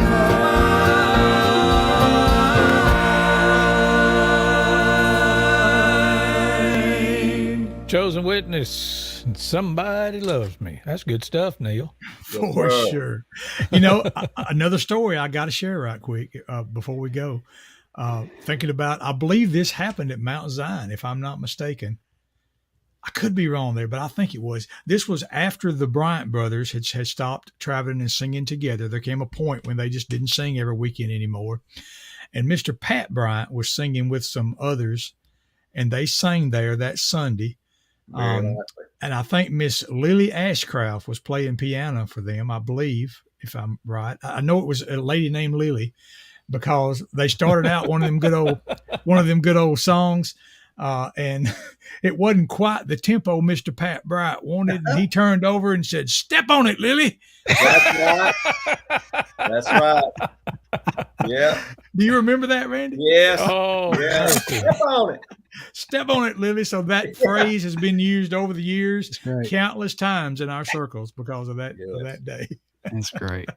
Daddy was a real good friend of those Bryant brothers. He thought a lot of those guys. Used to cut their daddy's hair and the whole deal there back in the day. Mighty good bunch of folks. For sure. Hey, Neal, I want to try something. Okay. This is the whole deal that we're using to do this broadcast. I'm learning something new about it all the time. Okay. And I meant to say this a whole lot earlier than I did, so but we've got plenty. But I want to do a giveaway. Can we do a giveaway? A giveaway. Yeah, awesome. Yeah. Am I eligible to win? Oh, yeah, but you've already got the prize. So. Oh, okay. All right. Okay. But earlier, let me get back here and look. I don't know, and I'm not good at showing these, but that's the two Bama Boys albums that we still have. I have the Ours and Others, which was in, 87, I think, Neal? Mm-hmm. And then Payday in Heaven. And we have still got some of those. And now that vinyl is back in vogue, or whatever word I'm supposed to say there, but folks are buying vinyl again. And we've got some of both of those albums. And can I give away one of it, or give one of each, or give both of them to one person? How about that? Jump in, do it. So here's what you got to do. If you're watching now, this is going to be a live. I'm not sure if we'll complete it or not. It depends. But go over there to the comments on whatever method that you're listening. And let me see. Hang on. Enter that right there down at the bottom of the screen. And that's, for us old folks, that's a pound sign. But for the newer folks, that's called a hashtag. So, or a tic-tac-toe board, whatever you want to call it, but give that symbol and then the words Bama Boys with no spaces, just hashtag Bama Boys. And then we'll see how this goes. And if you'll comment and just do that, either before we get off here tonight or when we do the one next week, we'll give away some Bama Boys records to somebody. All right. We'll randomly choose one person that puts hashtag Yes. Bama Boys between now and And I next started week. to say that you could claim them when you come on next Saturday night, the 19th, but you don't have to be present to win. If you can't come to the singing, we'll figure out a way to get them to you. But Yeah. so if y'all want those, just do They're jumping in. hashtag Bama Boys, All and right. just let us know. And depending on how much longer we go and how many entries we got, we'll try that. So All right. that didn't cost you any extra either. So, but just do that. Just put hashtag Bama Boys. And that's Cool. Can I just leave that up there for a minute or six? Or You can. And why don't we just play a Bama Boys song at this point? and it's not going to be autographed because they're not all here anymore. So Yeah. Yeah. There was a time when Lee Leonard sang with us. Lee Leonard from Millport, Alabama. Lee Anthony Earl Rollo Leonard, man of 1,000 names, as I called him. But known he as sang Red now. with us for a while. He first started because he'd run up there on the song Excuses, the Kingsman did, and he'd do the why he didn't even shake my hand part. And that's all he did. He just started going with us and enjoying it. And then it worked into him singing. And he's actually singing on a couple of songs on that the Payday in Heaven album. And our dad on one of them is singing bass. So it's Lee and me and Chris and our dad singing bass on a song that was always special to me. There's even a special story that goes along with this song because I think there was a time when, well, you know what? I'm gonna say that. Let's just hear that song. I'm gonna tell that story another time. But and this is one of Billy Shaw's requests too. Here's Glory Land. oh yeah, Glory Land. Is that what you was talking about? Yes. Okay. I just forgot Billy had requested it, so he did get a request in here.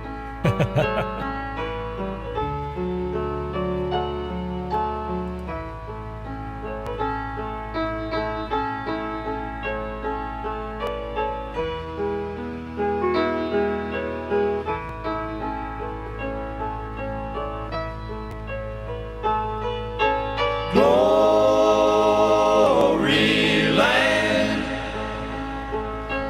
glory land, no grave on that bright shore.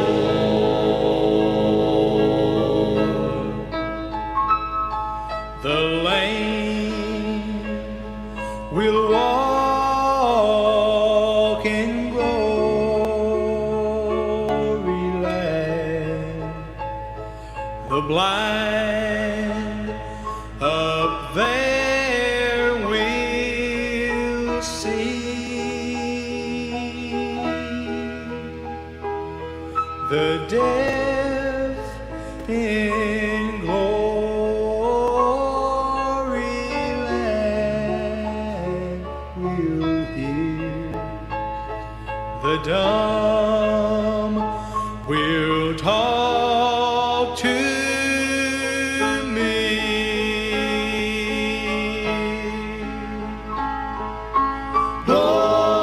Glory land,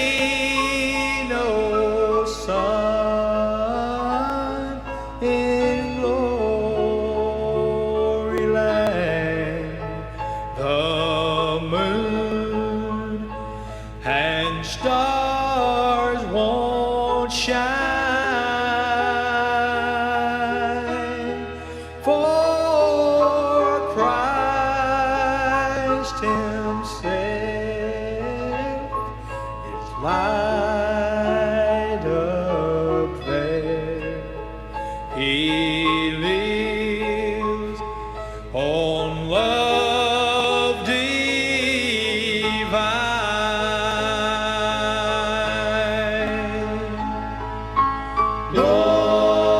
Glory land, glory land, up there will die no more.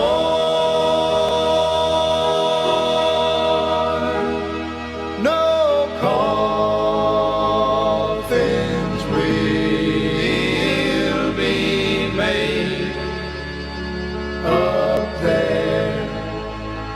No graves on that bright shore.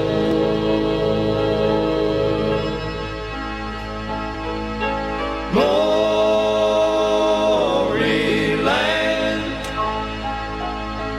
glory land.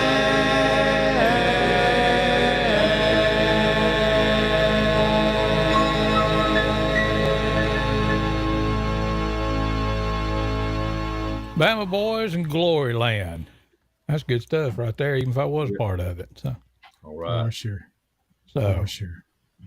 but yeah, Billy had asked for that song and said he wanted to hear Neal do some singing. So, Neal, you want to tell the rest of the story now about that song? I think I know where you're going with this, but I'm not sure. But I've Go got one ahead. if you don't. I want to hear your side. Go ahead. Well, was yours Daddy in the bass singing? Go Or ahead. was it something Yes. else? Yeah. Okay. Go ahead and tell that. Yeah. But we did that song with Lee singing lead on the chorus, and Daddy was singing bass. Well, it was in a key that was, a little bit too low for Dad to get all the notes that he wanted to do. Well, but then back then, you did recording to tape. It was like, a 2-inch tape that they ran in the control room. Mm-hmm. And we couldn't figure out, and Daddy was like, I'm not sure about that, and I'm not sure if I can hit that note or not or whatever. Well, Billy Maddox was the engineer, and he got an idea. He said, well, let's do this. Let's speed up the tape. And then when you sing with it and then we slow it back down, it'll be in key and you'll have the note. So he sped it up to where we sounded almost like chipmunks. But then Daddy sung it and knocked it out of the park, and then he slowed it back down, and it's like sound like J.D. Sumner singing bass on that. Right. So a couple of them notes, JD sounded notes, Daddy's words are a little bit long and slower than we're saying them, but the note was spot on, buddy. And if you're wondering why the hashtag Bama Boys are down there, I got the right idea to do a giveaway. And if you will get in the comments and put hashtag or # or tic-tac-toe board and then Bama Boys, just mash it all up together. Just do # BAMABOYS with no spaces. If you'll do that, either before we go off tonight or next week, we'll give away the 2 Bama Boys records that we have here. So I want to ask Scott and Randy a question, and that is, do you remember the first song that you ever sang? Let me back up. Do you remember the first gospel song that you ever sang out in public somewhere, at a church or, at a gathering or something like that? Absolutely. Lay it on me. As far as being in front of people and not being in like little child groups in front of the church or something like that, VBS, but as far as that, it was with you guys. And it's after we moved down to Millport, and y'all would do an old song called A Beautiful Life a cappella. And the main 4 singers at that time, of course, was Neal and Chris and Uncle Jake, JC, and Avon. And then they would bring they would do a little bit where the band could outdo them, and the band members would get up and sing that song. And then in an iteration of that, I became one of the ones that would come up. And so I sang lead on A Beautiful Life, scared, slap to death. That was the first time. Because again, I was told at a basketball game, and I guess there's a reason that people feel about me like this at a basketball game, but I had one of my classmates say, I try to tell my family member, you used to be quiet. And I mean, I was a shy, bashful, scared kid back then, and Yeah. I remember just shaking to death. But that was another one of those things where I was not asked, "Did I want to sing?" Uncle Jake looked at me and said, "You're singing," Sing. and here we go. Yeah.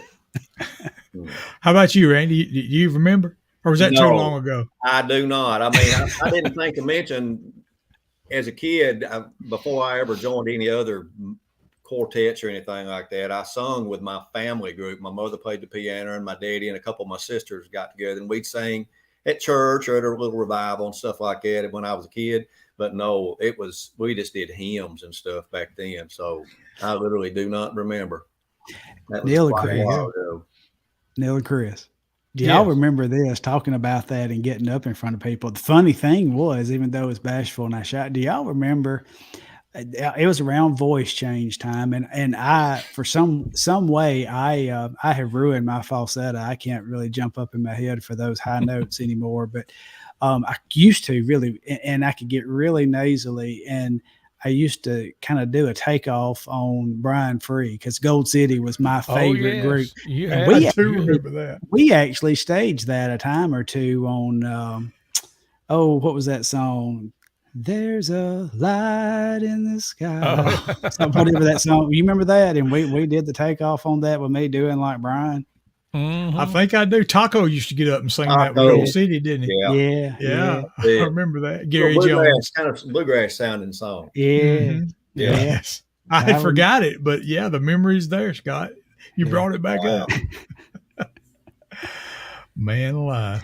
Thinking about those days, and I don't know how long we're going to go, but again, the joy that I think about those days, and I appreciate, the time that y'all put into me. And I wish to goodness, I came across the singing with you guys as a hard-headed teenager who knew everything. And, Uncle Jake, I remember him used to trying to tell me about, where to place it, and some singing techniques, and y'all did too. And, I wish I'd listened, back. You can always look back and see that, because through those years I developed some bad habits. I still have, but that's good stuff. The memories could keep flooding, and of course, I don't know, there may be only 2 people left now. I don't know, but we could stay here forever talking about it. But yeah, if I start going, I'm going to start one more funny. Okay. I think this is okay. If it's not, y'all can edit it out in the rerun. We don't have a bleep button now. So no, ain't no. Come on now, ain't no bleep. No, here again, I'm not one to really give a flitter about denominations. We created denominations. God didn't. But anyway, I have always been raised. I was raised up in Southern Baptist churches. That was my background, where we've always gone, attended, worshiped. And so getting, with you guys, we sang in almost every type of denomination church. Mm-hmm. But I had very limited experience in, I guess you would call Pentecostal type, kind of some of those that might get a little happier and, in spirit than others. Yeah. And I remember one time being in, I really think this church was in Fulton or Pontotoc, somewhere in Mississippi. It was one of those churches like Church of God in Christ. It had like this big old name, and we were doing Miracle in Me. And I was rat-a-tat-tatting on the drums, and I wasn't real good at keeping time, so I really had to concentrate. Y'all at one time set a metronome for me, like where I could set the tempo and time and watch the red dot trying to keep time. That's a little told secret there. But anyway, we were doing Miracle in Me, and I heard something, and I didn't know what it was. Never had experienced anything like this before. And I remember looking back about 2 or 3 rows back from the front, and there was this little old man. He was probably about 5'2" tall. And if he was 1 year old, he was 80-year-old, jumping up and down on that pew, screaming, got happy. Yep. And I remember I like to fell off the drum stool because I had never, I'm like, what in the world? That's something, I don't know. That's something that means nothing to nobody but me. But I thought that was funny. This little sheltered Southern Baptist boy, he got a exposure that night. Right. It might have been, we sang in a church. I think it was in Belmont, Mississippi. That may be it. The name of it was Fairview Holy Church of Christ. There you go. And I Sounds can right. remember us being there one year and folks getting happy for sure. That might have been the same one. Was that seems like it was a joint concert, maybe with that the missions, Mitchie Leslie and the missions. I think so. It may have Shay been. Yeah. Gass, Shay and Mitchie. Yeah. Yeah. Yeah, May have yeah, been. yeah. Wow. Goodness. Chris, we've already gone, 20 minutes longer than last week. I'll shut up now. I want to try something. I can't remember if this throws it up on the screen. This is just a test here, but no, Okay. Test. It's doing the giveaway thing. So, and I don't know if I can. Let me see. I think. Hang on just a second. I'm trying to do too many things at once here, but let's see if I can do this and do this. If you came on here expecting a professional broadcast, We just did the drawing, and let me see. I think this is it. Here you go. Let's see if this will work. so we have a winner already, you're saying? Yes. Okay. You ready for this? It just does a random draw. It just cycles through everybody, and then it stops on somebody. Okay. And there's your winner, Oh, Billy. Hey. Boo. Who? Oh, Hey. my. That is not Billy an actual Boo Boo picture Shaw. of Billy. So, It looks like him a little bit. Well, so there you go. congratulations to Billy Boo Boo Shaw for participating in our little giveaway here tonight. So I There thought you that was go. pretty cool. So. Awesome. Cool, So anyway, cool. that didn't cost you any extra. And Randy, has Neal ever told you about the time that I about died in front of a crowd? I don't reckon. Tell it, Neal. There was a time. So we were up in Tennessee, I think maybe Leoma, Tennessee, up around Lawrenceburg. And at that time we were doing the old song Glory Road, and I'd pick up the flat top guitar on it and kind of, play a little intro and get into it. Well, Chris would play the bass because I normally played the bass back then. Yeah. We had a drummer, and I guess it was Scott, or it might have been Jimmy Thomas at that time. Wasn't me. Okay, it was Jimmy. All right, so I picked up the flat top, and Chris picked up the bass and loaded up, and he said something about that. He could relate to that person that was up there playing and singing at the same time, or something, because he was fixing to. And right about that time, he leaned up, had his hand on the bass, and touched his lip to the mic. And if you've ever Been there. If you've ever been And there, it was a two-pronged plug church. Yeah, two-pronged. So the system was not very grounded. well. So the microphone and touching the bass strings, and it lit him up. I'm talking And about lit him up. It sounded something like this, I believe. If we can get it to play. Hang on a second. We tried. I can sympathize with that fellow with playing and singing.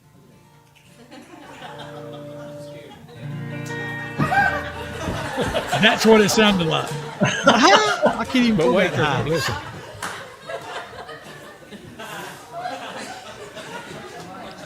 That's everybody laughing at me.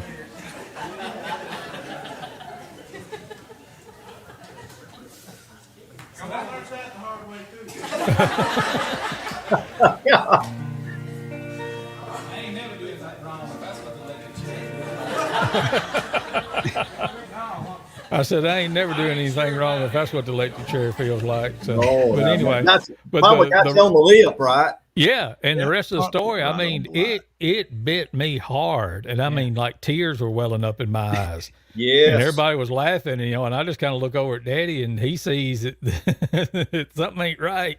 Yeah. I have literally done that. And it took me myself. that long to recover before I could say something like, I ain't never doing nothing wrong if that's what electrocution feels like. Yep. Yeah. I just took off playing the intro, and he had to just stand there and cry and sing Glory Road. Yeah. When your upper lip's kind of numb there and tingly for a little while, I've done that myself. Mostly playing a bass and walk up and sing a song, and I buzz that upper lip. Goodness. You completed the circuit. For Yeah. sure. For sure. Never said better, never did that again. I probably have, but it wasn't nowhere near as bad as that was because the bass had steel strings on it. Right. Yeah. And of course, the microphone was metal, and Yes. the system wasn't grounded. And like I say, it was one of those two prongs that we just plugged an adapter in and didn't ground it to the outlet. So, yeah. No, it didn't quite take the hair off, but pretty close. The Servant Quartet that I sang with from over in Amory, we had a singing over in Tupelo years ago, and actually we were warming up the Cathedral Quartet that night. That was a pretty big night. Oh, man. And one song, I was going to walk up with the bass, and I was going to be featured, and I curled that upper lip up myself that night, doing just what you did. I guess that's the reason my mustache won't grow real good. Man. Oh, wow. Oh, I know. Goodness Been there, gracious. brother. Mm. Rough being a bass player. Yeah, for sure. Well, boys, I think it's getting about time to wrap it up. I took a quick break while we were listening to one of those songs a while ago and found out I've got a house full of company that's coming in. My sister-in-law and niece and nephews here. So Well, there you go. Well, there's going to be this. That's what the dogs was barking at a while ago. Oh, okay. Well, there's going to be this singing as we depart here on Yes, Saturday tell it night. all. March the 19th. It's going to be at the Fayette Civic Center, where the very first ever Bama Boys Summer Special was held back in the mid-80s. In 1985, because I did some 1985. research and I did find out and did confirm it was 1985. There you go. So we're back there again hosting the Dixie Echoes. Y'all come, y'all support them. We're going to have a time. I can guarantee you God is going to meet with us that night. And so come and be a part of that. You'll also get to hear faithful friends, Randy and Chris and their guys, and Chosen Witness will probably get in a little bit even. And Sure. Scott, come are and you join coming? us. Sir, Are you coming? I believe I'm going to try to make that. Yeah, All no, right. We I'm may- going to be with We may bells make on. you sing some too then. Oh, You might yeah. even be representing, right, that night? You're going to be representing? If we're trying. Okay, all right, okay. We'll Tammy, wait then. Tammy Rice is the administrator of SGMA, and that's Arthur's wife. And she's supposed to be sending me some goodies for SGMA where we might could, if anybody wanted to join, or there's some other goodies there. We're trying. Not sure. Okay. It depends on the USPS, I do believe, is how this is going to finally end up. But we're going to give her a shot. Well, if nothing else, you can share with the people there that night some about the SGMA. If nothing else, how about that? You gonna make me talk in front of folks? I There don't you know. go. Remember, you're over that shyness now, so there you go. You have been for the last hour and 40-something minutes. So. I ain't looking them in the eyeballs, though. Next Thursday night, we're going to do this again, though. If y'all will come back, Oh, okay. there'll All be right. some more special guests. And matter of fact, let's just go ahead and tell them who one of them is. We plan to have Chris. Who we're going to have? Scoot. We're going to have Mr. Randy Scoot Shellnut Jr. himself is going to join us next Thursday night, and maybe even somebody else. But come back and join us again if you like hearing about some of those memories. If you like this real Southern gospel music, and we'll definitely remind you about March 19th too. Oh, yes. Randy, Scott, thank y'all for joining us tonight. It's Thank you so always much. good to get together and see what's going on and reminisce and go and talk about the good old days. Wouldn't it be cool if we'd have known that was the good old days when it was happening? Not a car. It would have been, wouldn't you? Looked at them different at the time, for sure. Yeah. But thanks to everybody that's joined us tonight and commented. Billy, we'll get you. I hope you'll be there on the 19th, but we'll get your records to you whenever we can. But thank y'all for joining us, and hope you'll be back with us next Thursday night at 7 o'clock for our little get together here. What I say, Champion Brothers ChampCast, Bubba's Big Broadcast. I think that's Let's talk gonna be some the Southern official name of it. gospel. Yeah, that's it. All Good right. night, everybody. Love y'all. Good night. Appreciate See you. ya. God bless. Bye. Bye.